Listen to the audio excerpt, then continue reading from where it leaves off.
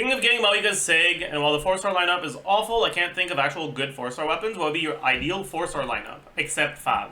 Well, my ideal 4-star lineup would just be Favs, but we can talk about what other weapons are good on, like, to see on 4-star banners.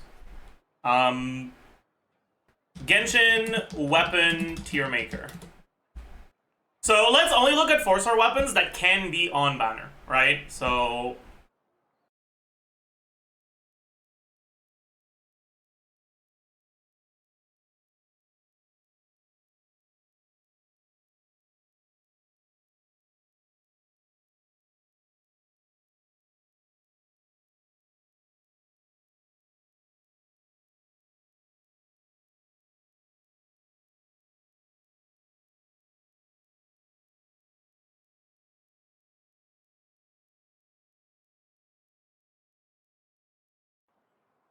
TTDS, true. Okay, so let's talk about what sort of 4-star weapons you're happy to see on a banner when you're considering going for a weapon banner for a 5-star weapon. So, always amazing, good to own, good at R5, always good, and not awful, dog shit. Alright. So, obviously, right, Fav Sword, Fav Lance, always amazing.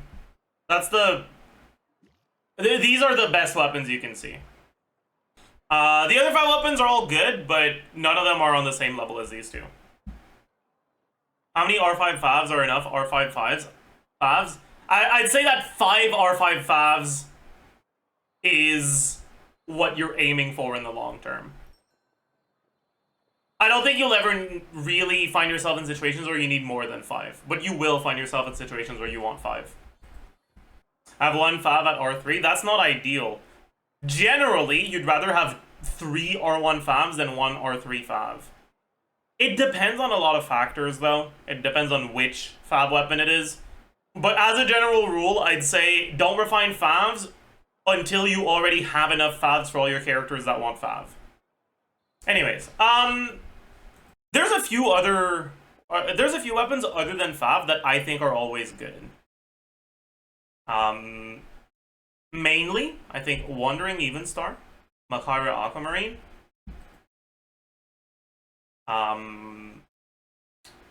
Probably Widsith as well. Zyphos? No, Zyphos is bait. The biggest problem with Zyphos is that characters that care enough about EM to want EM main stat are very rarely played in teams that have particularly high ER requirements. And when they are, very often, Fav is just better. The reality is that the fact that the stat given by Zyphos is energy, instead of literally anything else, means that it needs to be better than Fav in order for it to be worth anything. And the reality is that Zyphos just isn't. Zyphos can be better than Fav in some situations, but generally that will only ever start happening at high refine. So Zyphos to me is the sort of weapon that goes in this category instead.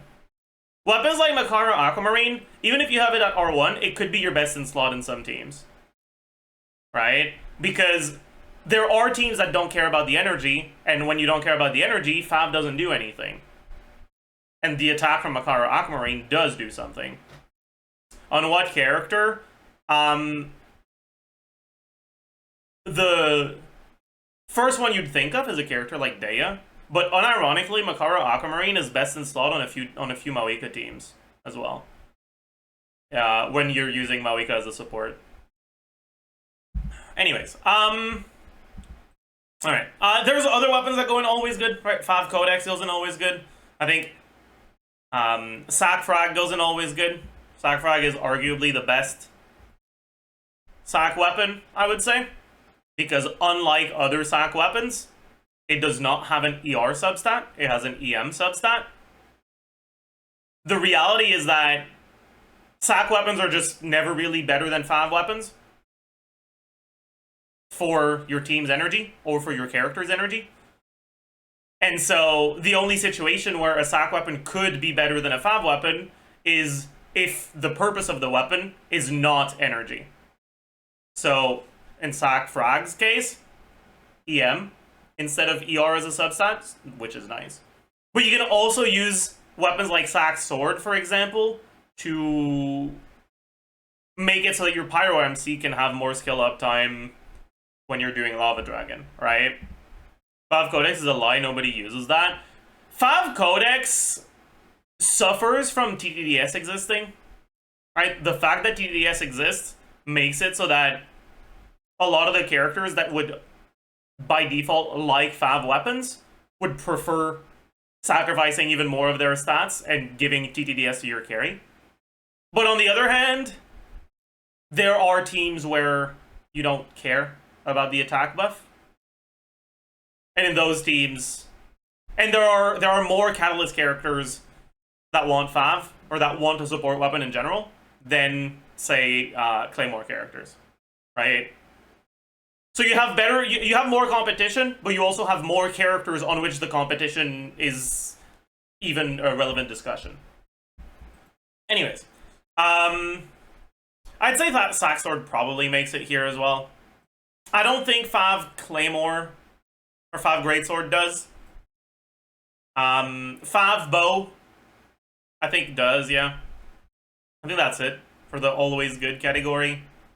Good to own, Ali Flash, Fav Greatsword, Dragon's Bane. Maybe Dog Hand's Assistant. It's a little bit of a sneak, but it's like, Stringless? No. I think Stringless goes in the good at R5 category. Everyone has R5 Stringless, so people don't really think about it too much, but low refined Stringless is often worse than the craftable weapons. Favbo isn't always amazing. There's just not enough bow characters that want Fav. There's a few. It's more than Fav Greatsword, but there's not enough. Diona likes Fav, but what teams are you using Diona in and what situations, right? And if you don't have Fav, are you cooked? Like, those are the questions you gotta ask yourself. Like, nowadays, you very rarely use Diona unless it's because you specifically need Cryo for something, like the Cryo Automaton. But against the Cryo Automaton, you want Sac, because it gives you more Cryo. Not because it's a better weapon on her in general, but because the situations that call for using Diona often benefit a lot from having a second skill. Anyways. Alright, Fruitful Hook, good at R5. I guess Wavebreaker's Fin, good at R5. Prospector's Drill, good at R5. Mountain Bracing Bolt, good at R5. Ali Flash, good at R5.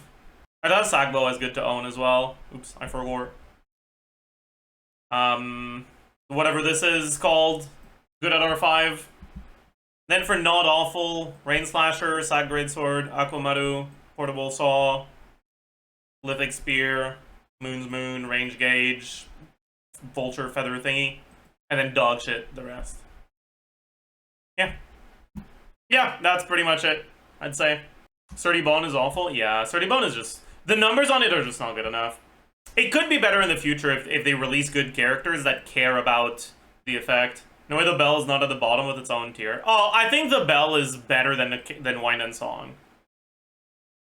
Sure, Bell is pretty worthless, but it is a weapon that gives you a substat that your free-to-play options can't give you.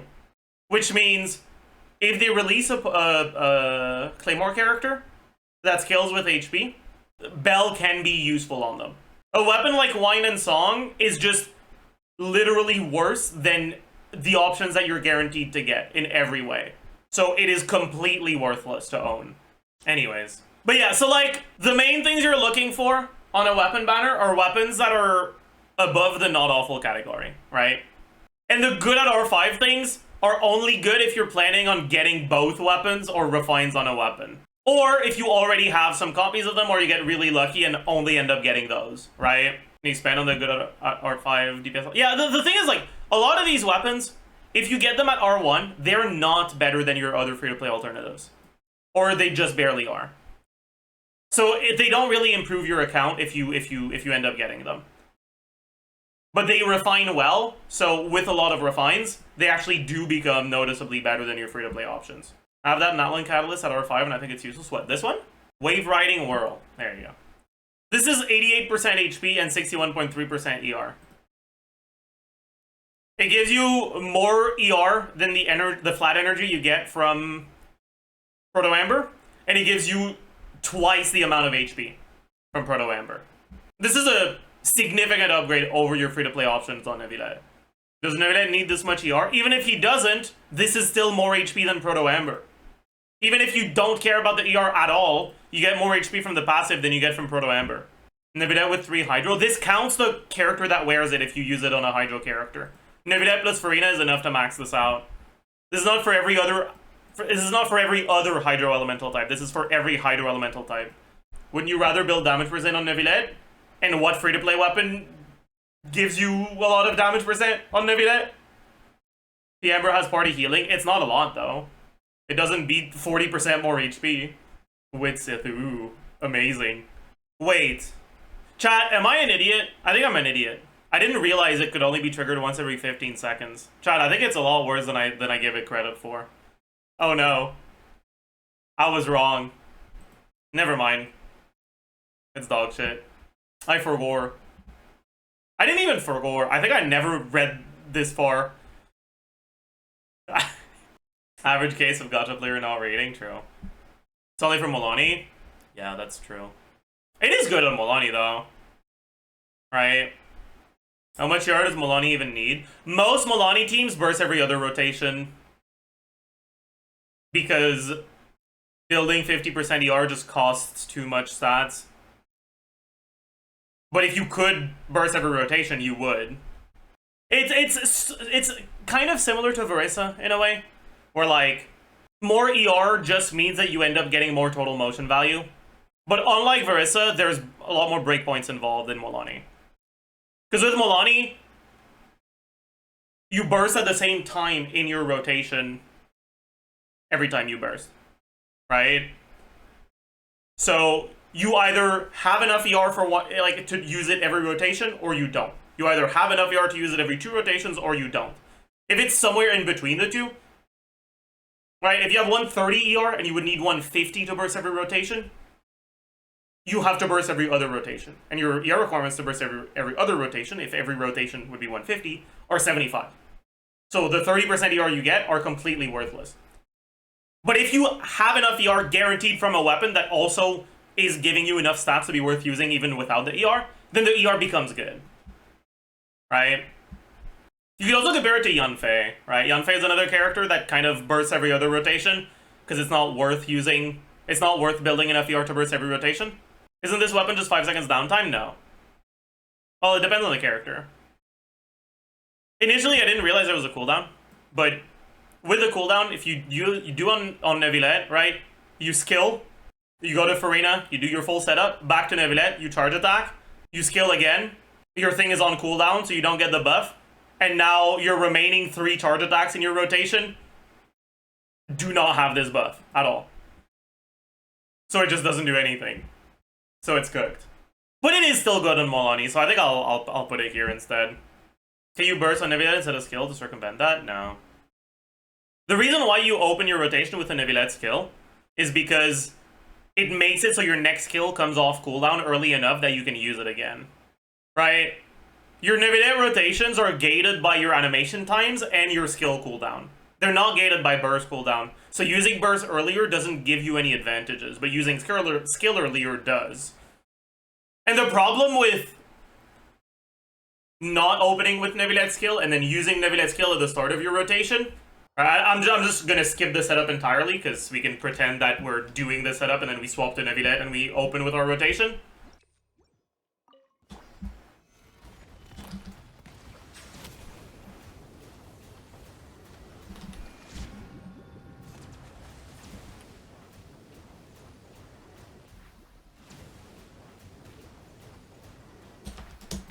is that we lose a little bit of time here, right? By default. Our third charge attack doesn't let us reuse skill as soon as it's off cooldown. But on top of that, if we have buffs we need to go and refresh, like Kazuha or Shilonen,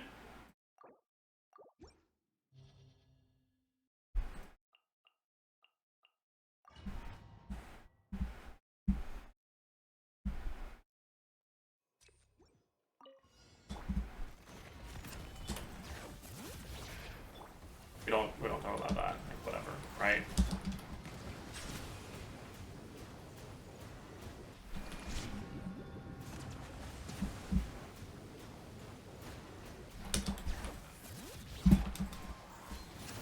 As you can see here, I can't use my skill instead of my E here, because if I use my skill instead of E, I'm now spawning 3 balls, and I'll show you, right? I'm not gonna redo the setup, but I'll just pretend like I am.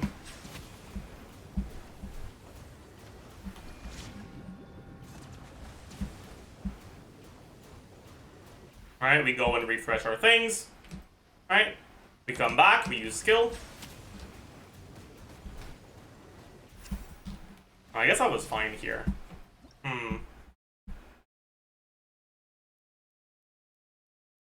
Did I just get lucky and only pick up the right balls? Your balls can expire if you skill, and then you'll end up with like 1 or 2 balls instead of 3, and you're cooked. Basically, there's ways to work around it, but generally it's worse.